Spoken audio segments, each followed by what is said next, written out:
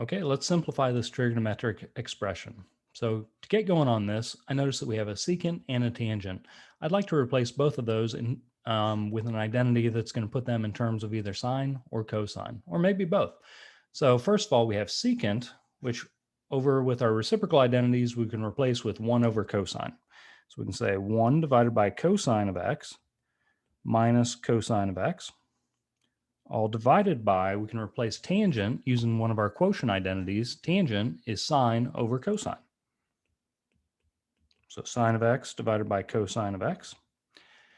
Now, it looks more complicated because we have a bunch of fractions within fractions. So to eliminate these fractions, what I'd probably do in this case is we're dividing by a cosine of x here, and that's the problem, and dividing by a cosine of x here. So what we want to do is eliminate those fractions. We can multiply both numerator and denominator by cosine of x.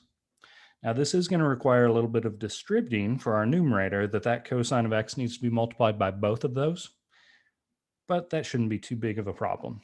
All right, so we have 1 over cosine of x multiplied by cosine of x is going to leave us with 1, minus cosine of x times cosine of x is cosine squared. 2 copies multiplied together. For our denominator, as we multiply those, the cosine of x is both being multiplied and divided. Those will cancel, and we will be left with sine of x. All right, next up, I notice that we have a square in our numerator, looking at our cosine squared here. That's leading me towards the Pythagorean identities, specifically this one where sine squared plus cosine squared equals 1. With a little bit of manipulating this, we can rewrite it and move the cosine squared to the other side, giving us sine squared of x. I'm using x in this case. Maybe I should have written it with theta. But simply thinking about moving this cosine squared to the other side, you would subtract it.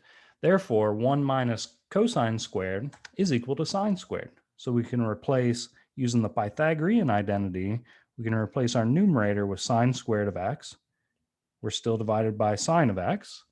Now with a little bit of algebra, we can simplify this down, saying we have 2 copies of sine in the numerator, 1 copy in the denominator. These will cancel out. 1 copy from the numerator, 1 copy from the denominator, leaving us with simply sine of x. All right, so as you get going on these, remember, rewrite them all in terms of sine and cosine first.